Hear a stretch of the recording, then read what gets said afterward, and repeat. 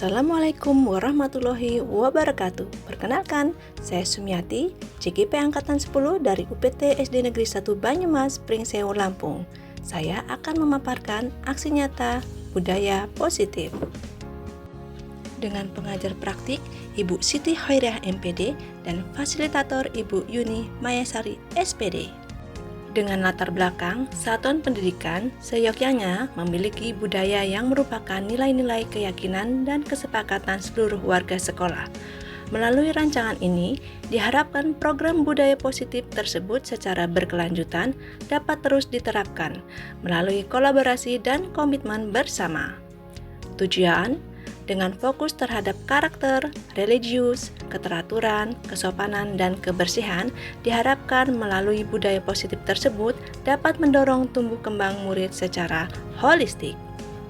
Tolak ukur, murid mampu terbiasa melaksanakan kegiatan sekolah dengan tertib dan disiplin, melaksanakan kegiatan keagamaan sesuai jadwal, tidak ada melakukan perundungan, budaya santun dan saling menghormati, menjaga lingkungan tetap bersih dan nyaman. Lini masa tindakan yang akan dilakukan: sosialisasi budaya positif dan hasil penerapannya, menyusun program budaya positif dan membuat kesepakatan kelas, kolaborasi dengan guru dan pihak terkait, monitoring program, evaluasi hasil dan refleksi, dan rencana tindak lanjut. Dukungan yang diperlukan: Dinas Pendidikan, Kepala Sekolah, komite atau orang tua, guru, dan murid. Berikut aksi nyata yang saya lakukan. Pengimbasan kepada guru di sekolah.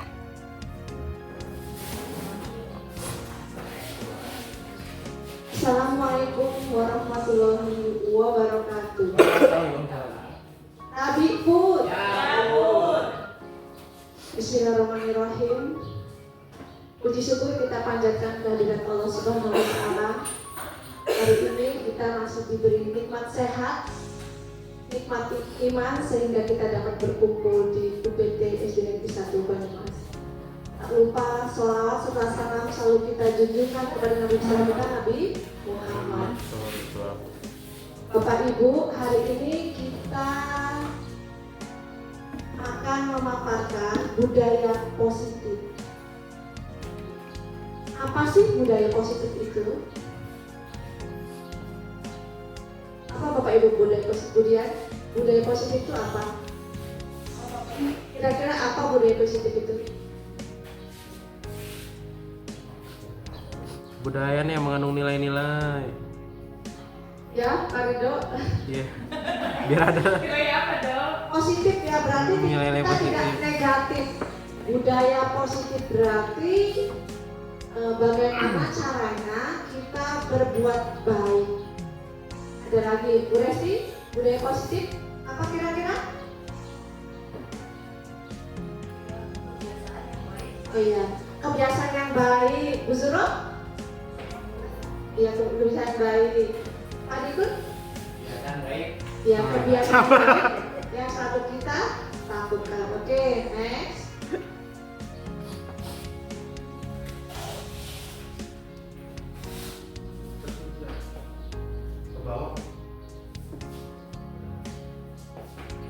Oke, kita ice breaking dulu Bapak Ibu.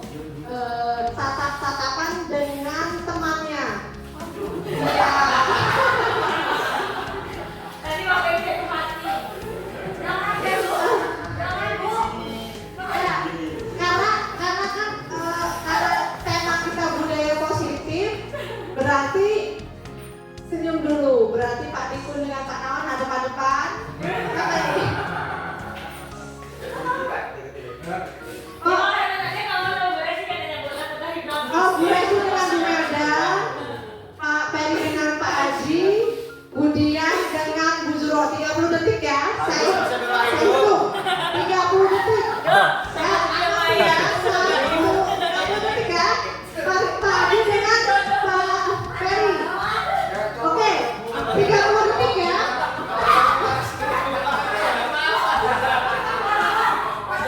Mulai.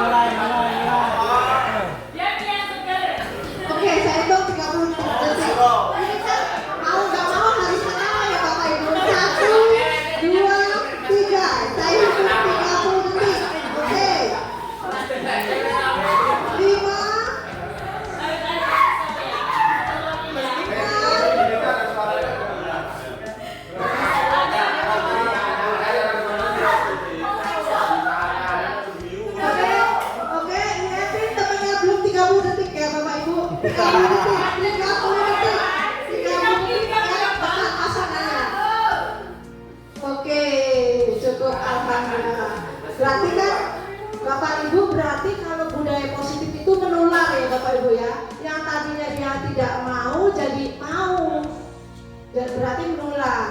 Oke, jadi sebisa mungkin nanti kita ciptakan budaya positif dengan anak-anak kita. Memang awalnya susah, tapi lama-lama akan terbiasa. Seperti kata Pak itu jadi pembiasaan ya Pak ya. Oke, next.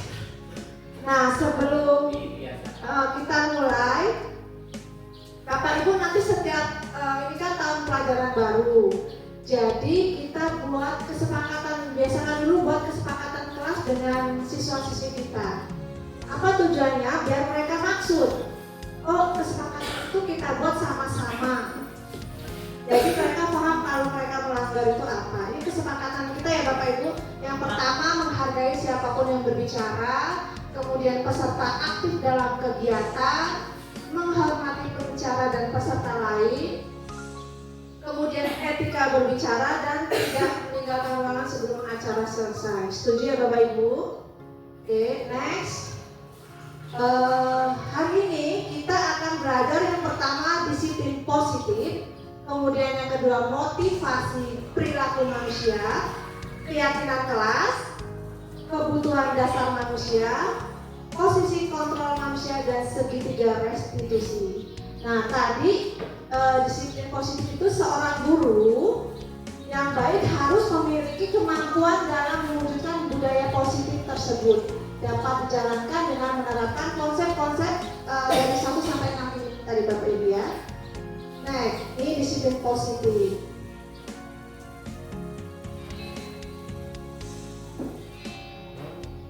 Ya, tadi disiplin positif merupakan suatu cara menerapkan disiplin yang mengajarkan anak bertanggung jawab dan menumbuhkan kesadaran diri berdasarkan nilai-nilai kebajikan. Jadi kita menumbuhkan nilai-nilai itu pada murid-murid kita. Nah, disiplin positif lebih ke arah mengontrol diri dalam melakukan segala tindakan. Jadi tindakan-tindakan itu dikontrol. Nah, next, disiplin positif dapat membuat murid memahami dan menyadari berdasarkan motivasi internal, bukan paksaan, bukan ujian ataupun hukuman. Jadi disiplin itu ada dari disiplin internal dan eksternal. Kalau yang internal, apa ya Bapak Ibu contohnya? Disiplin yang internal. Apa ini? Ya, in berarti kan dalam. Eksternal berarti luar. Berarti kalau internal berarti dia kesadaran diri. Jadi dia tanpa disuruh pun, ada orang atau tidak ada orang pun dia sudah lakukan. Kalau eksternal harus disuruh. Tapi memang awalnya harus disuruh, jadi lama-lama jadi pembiasaan tadi apa ya? Oke, next. Nah, dalam disiplin kita tadi harus menerapkan 6 karakter profil pelajar Pancasila sesuai dengan kurikulum kita yang baru. Nanti kita diharapkan harus mengajarkan 6 karakter bagi siswa-siswi kita. Yang pertama itu beriman. Beriman, bertakwa kepada Tuhan Yang Maha Esa dan berakhlak mulia. Kemudian kita juga harus mengajarkan anak-anak yang mandiri. Jadi tadi sudah beriman, kemudian mandiri. Kemudian ada apa lagi Bu Zuro?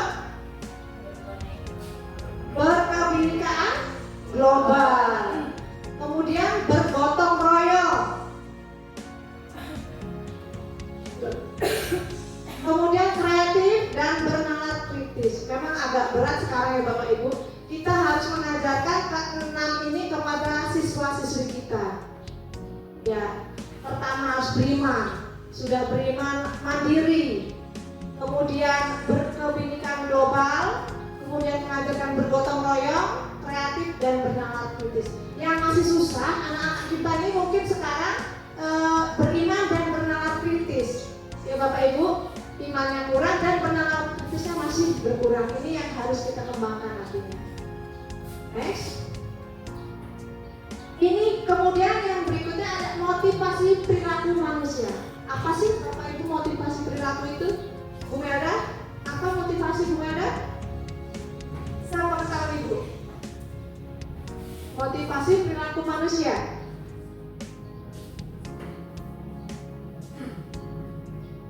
Motivasi perilaku. Iya, penyemangat ya Pak Kawan. Ada lagi ya penyemangat, dorongan. Ya, ada lagi penguatan. Oke, kita lihat. Nah, motivasi perilaku manusia ada 3. Yang pertama, untuk menghindari ketidaknyamanan atau hukuman. Yang kedua, untuk mendapatkan imbalan. Yang ketiga, untuk menjadi orang yang mereka inginkan.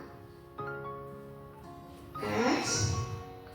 Nah, motivasinya kalau untuk menghindari hukuman, tidak tercela atau tidak terencana, murid tidak tahu apa-apa, kemudian bersifat satu arah dan berupa hukuman. Kalau konsekuensi apa Pak Ferry? Rencana,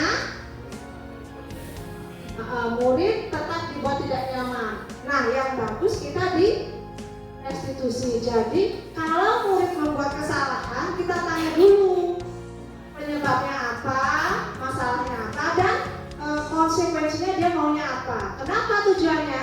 Biar anak tahu, oh kemarin saya sudah melakukan kesalahan, berarti saya harus ini, gitu ya Bapak Ibu ya. Next. Nah, seperti tadi di awal pembelajaran kita harus buat keyakinan kelas atau sekolah kelas. Apa sih bedanya peraturan kelas dengan keyakinan kelas? Bedanya peraturan kelas dengan keyakinan kelas. Kalau keyakinan kelas ada kesepakatan. Ya, kalau peraturan kelas Buat oleh sekolah. Semua. Iya, kalau peraturan jadi hanya 1 orang atau 2 orang ya yang buat kebijakan, tapi kalau kesepakatan bersama-sama. Jadi nanti jangan lupa Bapak Ibu dengan murid-murid kita sebelum mulai kita buat keyakinan kelas dulu. Kita ini mau apa kalau belajar tentang kebersihan itu apa? Nanti kita tempel ya di kelas 5 sudah ya Pak ya. Oke, next. Tadi udah, mengapa keyakinan kelas bukan peraturan kelas? Kenapa kita harus buat keyakinan kelas kok bukan peraturan kelas? Apa ya alasannya? Kira-kira apa Bu ya?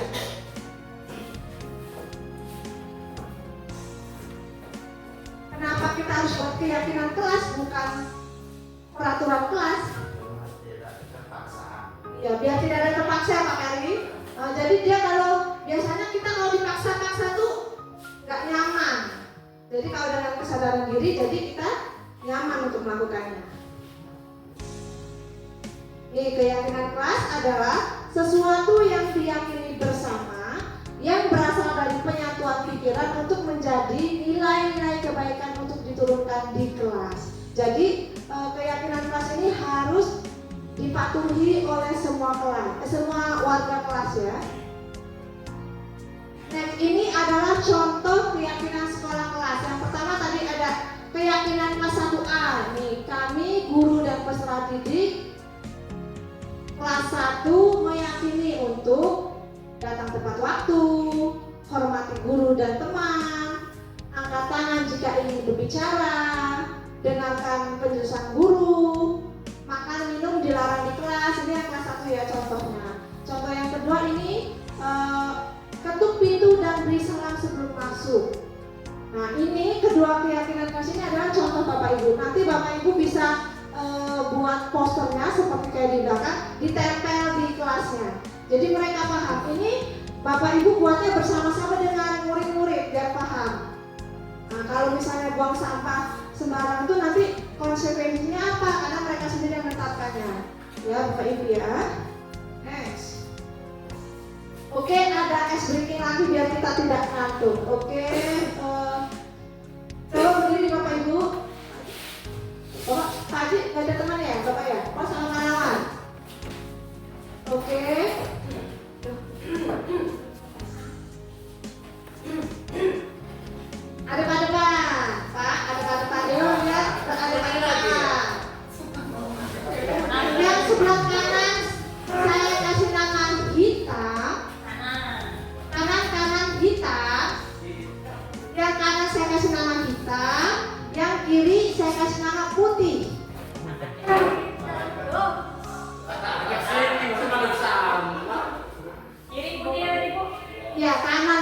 hitam, kiri putih.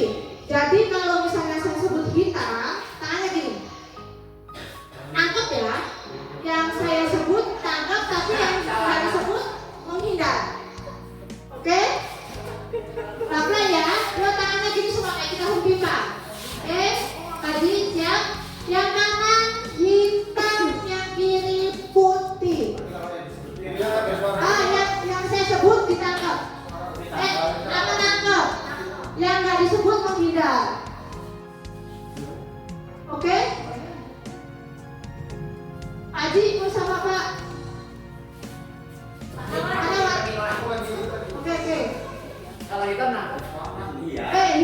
Kalau disebut Nangkep. Disebut nangkep. Speaker.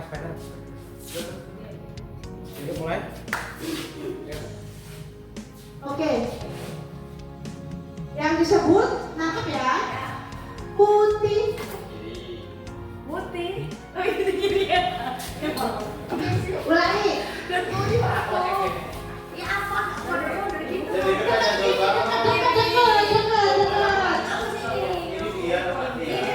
Ya udah kanan sama tadi pun biar nggak gituan.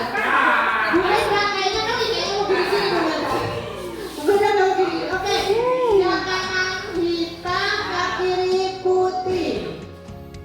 Oke. Yang saya sebut namanya nangkep tangannya ya. Oke. Yo siap-siap tangannya. Tangannya siap. Siap. Yang saya sebut nangkep. Yang saya sebut nangkep misalnya hitam. Ya, yang saya sebut nangkep, yang tidak disebut menghindar. Oke? Putih.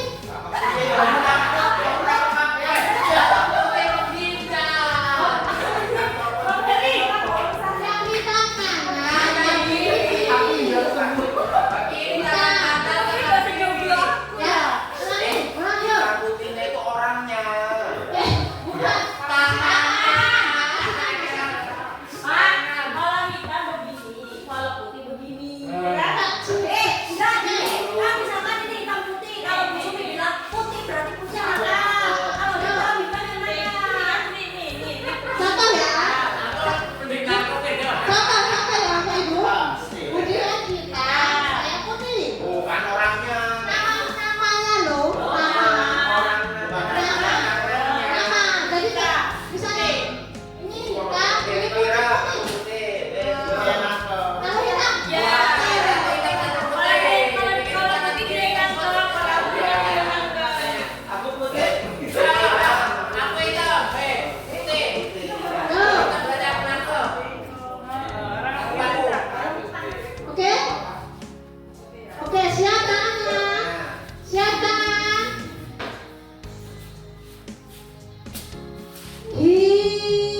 Putih.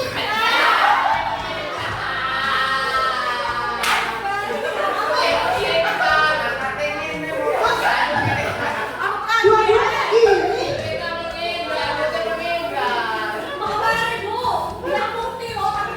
Masa dua-duanya gini? Yang nangkep siapa?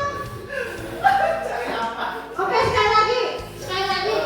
Kalau salah nanti nyari ya di depan. Yang salah nyari di depan. Oke, konsentrasi. Ya. Putih. Oke,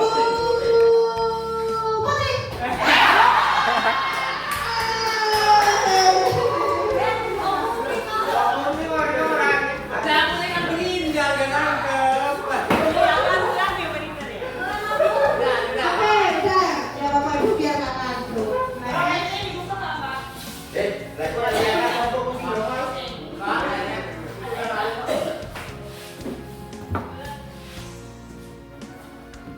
Nah, ini kebutuhan dasar manusia Bapak Ibu. Kira-kira kebutuhan manusia itu apa saja ya Bapak Ibu? Ya? Ya, makan. Tangan, di papan.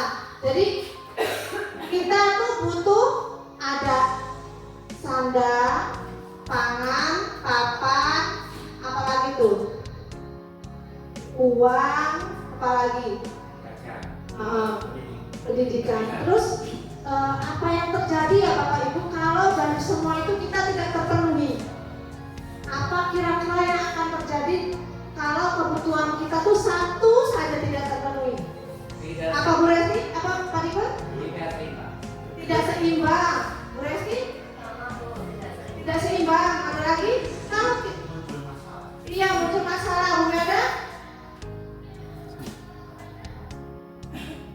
Bu Zuro? Ya kalau salah satu saja kita tidak ada, misalkan satu saja kita nggak ada uang misalnya Bapak Ibu, kan berarti ada masalah ya. Ada satu lagi misalnya kita tidak ada rumah, bermasalah juga. Ada lagi kalau kita tidak ada cinta atau tidak ada dukungan dari keluarga kita atau teman-teman juga bermasalah. Jadi penting ya Bapak Ibu, kebutuhan dasar manusia kan tidak butuh ya, tidak ada ya Pak Haji, Pak Ferry. Satu saja tidak ada berarti bermasalah katanya tadi ya. Baik, ini tadi ya.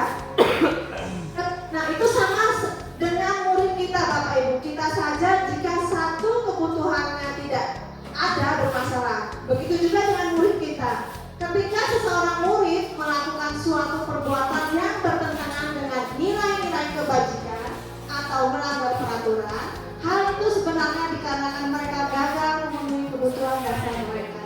Jadi kita sebagai guru harus memenuhi kebutuhan semua murid kita.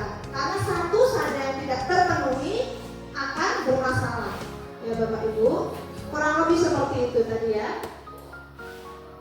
Nah ini ada kebutuhan dasar kita. Pertama bertahan hidup, kedua kasih sayang dan rasa diterima, ketiga penguasaan, keempat kebebasan, kelima kesenangan. Butuh yang nomor berapa Pak Ferry kalau kita Pak Ferry? Oh Pak Ferry satu. Bertahan hidup. Oh Bapak lima senang. Apalagi kalau saya butuh semuanya Bapak Ibu. Kan tadi kalau satu saja tidak ada kita akan bermasalah. Jadi kita harus butuh semuanya. Satu saja tadi kita akan bermasalah. Jadi nanti kebutuhan murid kita semuanya harus kita penuhi. Next. Ini kita ada studi kasus. Kebetulannya Ibu Elinya nggak ada Ibu Eli. Ada ya Bu Eli? Ada studi kasus kalau seumpama terjadi dengan murid kita. Ibu Eliana, guru kelas 2, sedang bingung menghadapi ulah salah satu murid di kelasnya, Abi. Beberapa anak telah mengeluhkan Abi yang sering kali meminta bekal makan siang mereka dengan paksa. Ini contoh ya Bapak Ibu ya. Jika Anda menghadapi situasi seperti Ibu Eliana, apa yang akan Anda lakukan? Menurut Anda kira-kira apa alasan Abi untuk melakukan hal itu? Jadi Bapak Ibu di sini selain jadi guru, sepertinya kita juga harus jadi psikolog ya Pak ya. Jadi kenapa ya anak-anak tuh tiba-tiba nakal, nangis, berantem, tantrum? Maksudnya ada awalnya. Kenapa bisa seperti itu? Jadi kita harus kira-kira apa alasan Abi bisa melakukan itu? Kira-kira apa di mana Wak? Ya Bu, kalau Habib itu memang faktor dari keluarga. Dari bawah. Dari mungkin kalau melihat dari studi kasus ini, yang pertama ya kita memang harus melakukan bukan penelitian sih, artinya kalau bahasa penelitian Pak Ferry yang pertama kendala dia, artinya kok bisa seperti itu. Kemungkinan itu banyak faktor. Yang pertama biasanya itu kurang diperhatikan anak-anak seperti itu, kurangnya perhatian dari siapa? Dari semua, dari temannya, dari gurunya, atau yang paling besar kemungkinan adalah perhatian dari pihak keluarga. Biasanya anak-anak seperti itu butuh perhatian. Nah, itu yang pertama itu. Terus yang berikutnya Ya mungkin masih banyak faktor-faktor yang lain, tapi faktor yang paling utama kalau menurut saya kurangnya perhatian dari semua unsur dalam kehidupan anak tersebut. Kurangnya. Jadi kita pertama tadi kan sudah tahu masalahnya, kenapa dia seperti itu. Terus di sini kita selalu cari kira-kira solusinya seperti apa gitu jika terjadi di murid kita ini Bapak Ibu. Oke, gimana Pak Beni?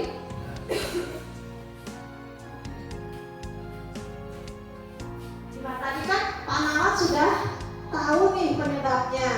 Terus kira-kira solusi kita nih bagaimana nih Bapak Ibu? Udah tahu dia kurang perhatian. Terus gimana nih solusinya? Mungkin solusi yang pertama adalah melakukan kolaborasi. Ya, kolaborasi Tentang faktor-faktor tadi, misalkan dari faktor keluarga, baru kita kolaborasi dengan wali siswa. Apa sih sebenarnya di rumah aku itu seperti apa? Yang kedua, kolaborasi dengan teman sejawat bisa ya Bu ya, sama-sama belajar dari masukan seperti apa untuk menangani kasus aduh tersebut. Oke, tadi Pak Kawan tadi sudah tahu masalahnya kalau Abid ini kurang perhatian. Ini salah satu contoh ya Bapak Ibu. Memang terjadi pada kita. Jadi memang guru ini memang tugasnya semakin berat sebagai guru juga iya, psikolog juga iya, karena harus tahu apa kebutuhan, minat, bakat yang murid mau. Nah tadi kalau Abid ini kurang perhatian, jadi solusinya tadi koordinasi ya Pak ya dengan wali murid, kemudian dengan rekan sejawat berkolaborasi untuk bantu Abid. Nah ini ada alasannya. Alasan pertama nih, kita kan ada opsinya banyak tuh. Karena ia lapar ya si Abid, karena ia lapar dan orang tuanya tidak membawakan bekal makan siang, maka kebutuhan dasar yang sedang berusaha dipenuhi oleh Abid adalah kebutuhan apa? Ia bertahan hidup. Sama seperti kita juga Bapak Ibu. Jadi kalau kita misalnya lapar, mau tidak mau kita juga akan berbuat jahat, negatif. Ini yang Abid lakukan, bertahan hidup. Jadi dia ngambil makanan temennya atau jajan temennya. Alasan pertama. Ya, alasan kedua nih Bapak Ibu ya. Nih, ini apa nih Bu Dian? Karena dia merasa senang temannya. nih alasan kedua apa nih Bu Dian? Kenapa si Abid ini merebut makanan temannya?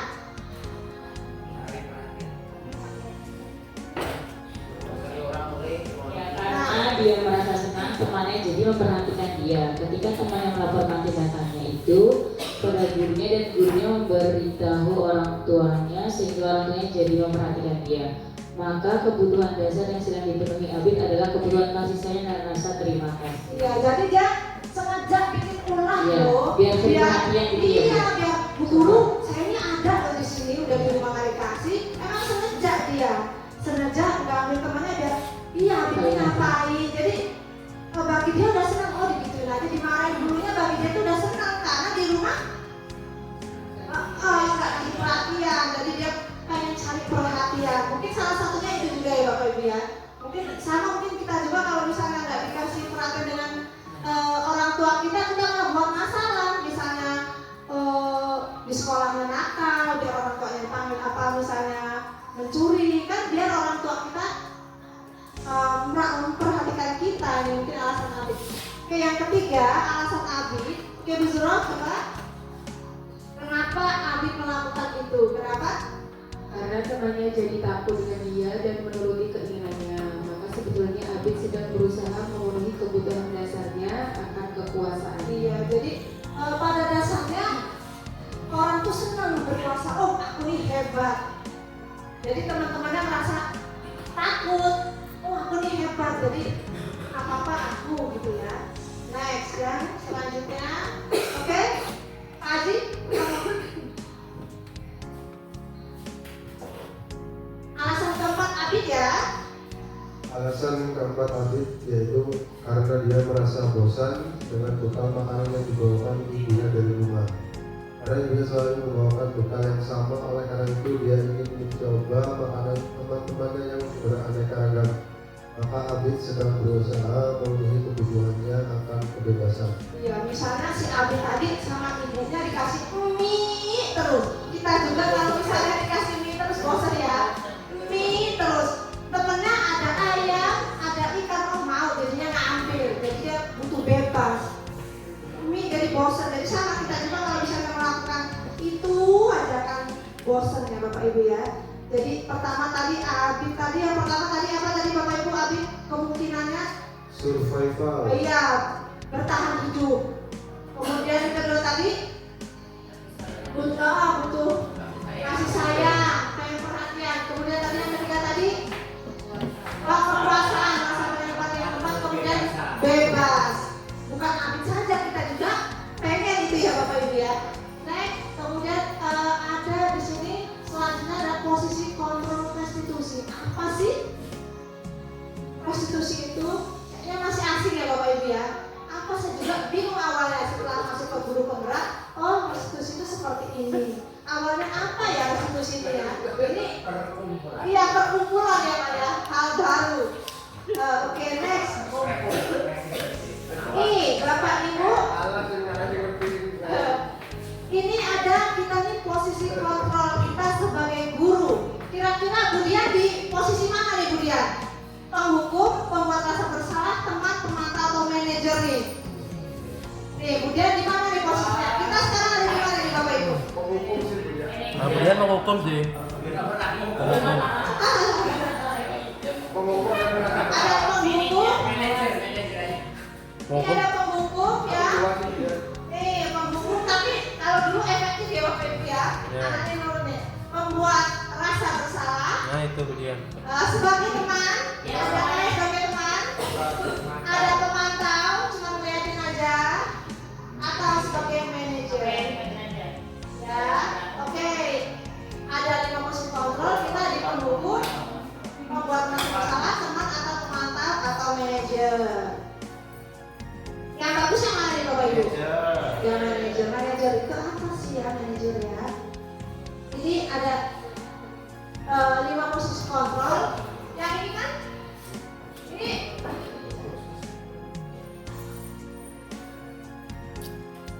oke, ini ya Bapak ini kalau yang penghukum. Contohnya kata-katanya Bapak Ibu. Ini ya, ini gurunya misalnya ini menghardik marah-marah, ini penghukum contohnya. Kalau membuat rasa bersalah kata-katanya, ih kamu sih gara-gara kamu ibu dimarahin dengan bahasa sekolah, gara-gara kamu ibu misalnya jatuh, itu bikin anak rasa bersalah. Kalau misalnya teman ada ya, udah apa-apa biar ibu handle biasanya gitu, udah apa-apa pokoknya kayak teman Bapak Ibu ya. Tapi ini bikin murid gak mandiri, udahlah ada bu guru ini. Ini ada bu guru ini kalau teman. Ada lagi pemantau. Pemantau ini cuma kamu melanggar ya, cuma gitu saja, cuma nggak ada solusinya. Jangan gitu lagi ya, cuma gitu. Nah kalau manajer ini mengajukan pertanyaan-pertanyaan. Jadi contohnya apa yang kita yakini, apa yang bisa kamu kerjakan untuk memperbaiki masalah ini. Misalnya kayak Abi tadi, kita tanya dulu sebabnya, masalahnya dulu apa, kemudian penyebabnya apa, kemudian solusinya gimana Abi biar kamu nggak nakal lagi. Kita nanya ke anaknya apa konsekuensinya kalau kita dia melakukan lagi. Memang berat ya Bapak Ibu, teori tidak semudah dengan yang di lapangan, tapi kita coba bismillah, kita coba menerapkan posisi kontrol kita sebagai manajer. Karena tadi sudah dengan P5 tadi kurikulum yang terbaru ya Bapak Ibu ya. Next.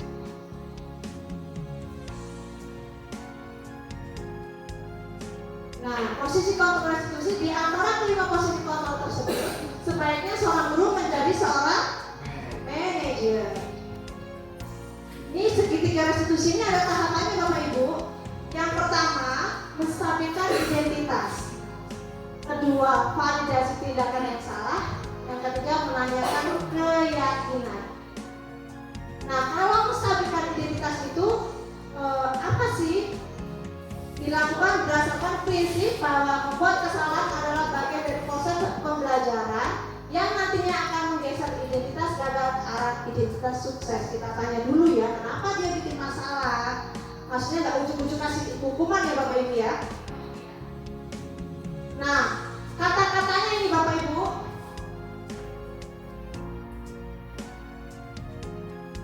kata-kata ya, ini kata-kata yang kita tanyakan ke murid contohnya.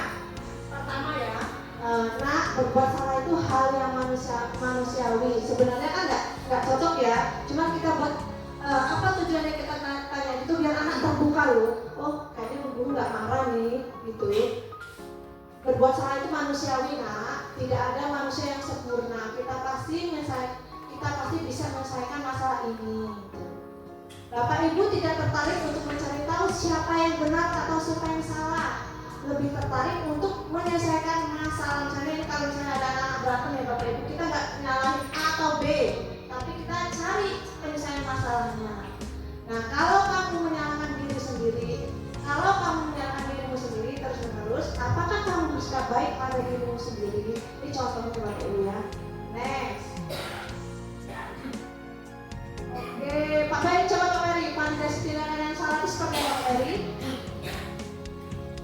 Tadi?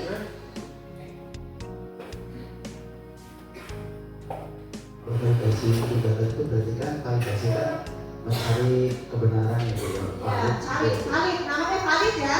Oke, mencari kebenaran. Lalu dia?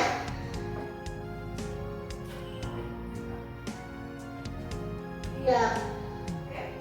Validasi tindakan yang salah dilakukan berdasarkan prinsip bahwa setiap perilaku berupaya memenuhi suatu kebutuhan tertentu sehingga guru atau orang tua akan bergeser dari pemikiran stimulus respon menjadi proaktif serta akan lebih mengenali dan mengakui kebutuhan murid atau anak ya. Kita cari yang valid tadi kata Pak Ferry tadi.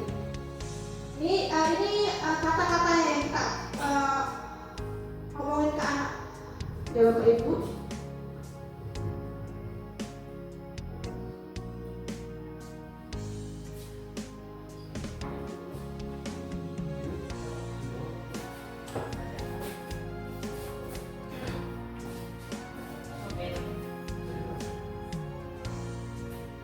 Ini validasi tindakan yang salah, maaf tadi ada trouble.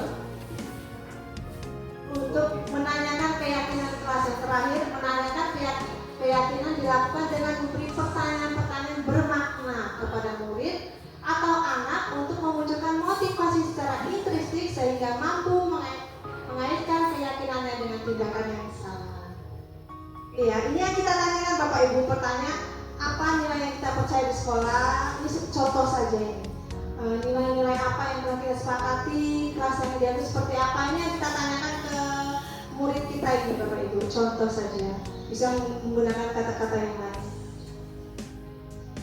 Oke, tadi kita udah belajar disiplin positif, motivasi perilaku manusia, keyakinan sekolah, kebutuhan dasar manusia, dan posisi kontrol manusia dan segitiga restitusi. Ini dari keenam ini Bapak Ibu, ini harus kita terapkan kepada siswa kita. Harus kita terapkan. Pertama disiplin positif, kita menyebarkan kebiasaan baik ya Pak ya. Kebiasaan ini yang kita lakukan setiap hari dan terus menerus. Ini agak berat. Kemudian motivasi. Ya, motivasi kita udah disiplin, kemudian kita motivasi kita. Kemudian kita buat keyakinan kelas. Kemudian keempat, kita kebutuhan dasar siswa harus kita penuhi. Salah satu tidak bisa akan bermasalah tadi. Kemudian setelah keempat ini kita juga harus punya posisi kontrol. Kita juga harus bisa mengontrol murid kita ya Bapak Ibu ya. Nggak apa bahasanya ya. Walaupun kita kasih kebebasan, tapi kita tetap mengontrol murid kita. Kemudian penyelesaiannya jika ada masalah bagi murid kita, penyelesaiannya menggunakan segitiga restitusi. Oke, terima kasih Bapak Ibu. Kita tadi sudah belajar budaya positif. Bapak Ibu ada yang ingin bertanya? Silakan. Sudah cukup ya Bapak Ibu? Oke, terima kasih Bapak Ibu. Karena kita belajar budaya positif, senyum dulu dong Bapak Ibu, senyum dulu. Senyum biar positif. Senyum, senyum apa ketawa ini? Oke, terima kasih. Nanti sebelum selesai kita foto lagi ya Bapak Ibu. Saya akhiri. Assalamualaikum warahmatullahi wabarakatuh. Penerapan pemahaman pada siswa dengan pembentukan keyakinan kelas. Assalamualaikum warahmatullahi wabarakatuh.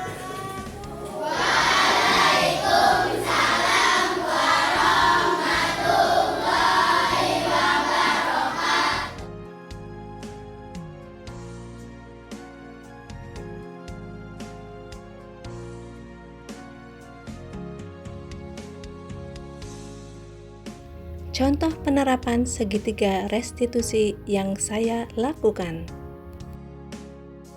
Kasus pertama, Yumna tidak terima pekerjaannya selalu dicontek oleh temannya, sehingga ia marah dan tidak dapat menahan emosinya.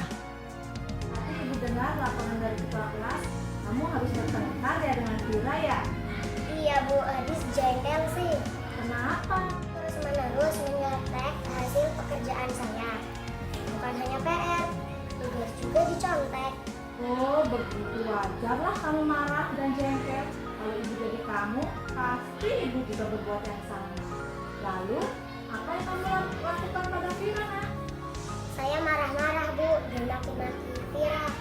Tanpa sadar saya merobek bukunya Vira. Oh, begitu. Pasti kamu berbuat begitu ada alasannya ya? Yalah Bu, masa saya diam saja? Saya susah payah mengerjakannya. Vira tinggal lihat aja. Ya, wajarlah kalau kamu marah karena pekerjaanmu kalau dicontek dengan Vira. Iya Ibu Bu. menghargai tindakan kamu. Untung saja kamu tidak memukul Vira. Iya Bu. Nah, sekarang ayo kita pikirkan tindakan kamu itu marah-marah dan merobek bukunya Vira sudah sesuai belum dengan kesepakatan kelas kita? Tidak Bu. Menurut kamu keyakinan kelas apa yang kita langgar? Saling menghormati antar teman Bu. Ya, betul. Menghormati teman penting tidak? Penting Bu. Baik, kalau menurut kamu penting, apa yang harus kamu lakukan pada saat kamu marah? Aku harus lebih sabar Bu. Oh ya. Kamu bersedia tidak memperbaikinya? Iya. Dan kalau ada yang menyontek, saya harus melaporkan kepada wali kelas saya Bu. Ya, tepat sekali tindakanmu. Tetap semangat ya Yumna. Iya Bu. Sekarang kamu stop dulu. Ya, terima kasih. Assalamualaikum warahmatullahi wabarakatuh. Nama saya Yumna dari kelas 5. Saya senang sekali berdiskusi dengan Bu Guru untuk dapat mengendalikan amarah saya karena perilaku teman saya. Saya harus belajar bersabar dan dapat menghormati teman-teman. Kasus kedua, Madina sering datang terlambat sehingga banyak pelajaran yang tertinggal. Tadi Ibu dengar dari guru kita, katanya kamu terlambat ke sekolah ya? Iya Bu. Seingat kamu sudah berapa kali kamu terlambat? 6 kali Bu. Sering terlambat itu suatu kesalahan bukan? Iya Bu. Baik Madina, buat kesalahan itu manusiawi. Setiap orang pasti sudah berbuat kesalahan. Yang terpenting kita mau memperbaikinya. Setuju?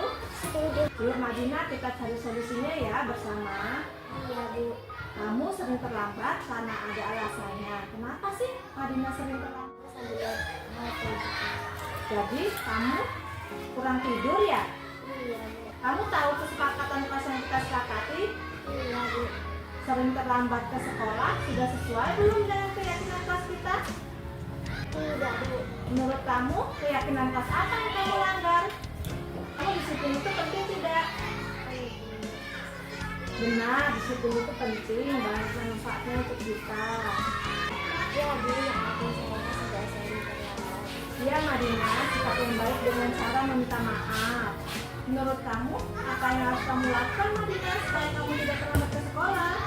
Saya harus lebih suka dia memasak alarm dan meminta tolong kepada ibu untuk membantu. Ya baik Madina, kita sudah menemukan solusinya ya. Ibu juga akan bekerja sama dengan orang tua kamu agar kamu tidak sering terlambat ke sekolah. Nah sekarang silakan naik ke kelas ya. Terima kasih, Bu. Assalamualaikum warahmatullahi wabarakatuh. Nama saya Nadina. Saya dari kelas 5. Saya senang sekali diajak diskusi ditemani ibu guru untuk menyampaikan soal visi atas kesalahan yang telah saya lakukan. Saya tidak akan belajar lagi supaya kita terlalu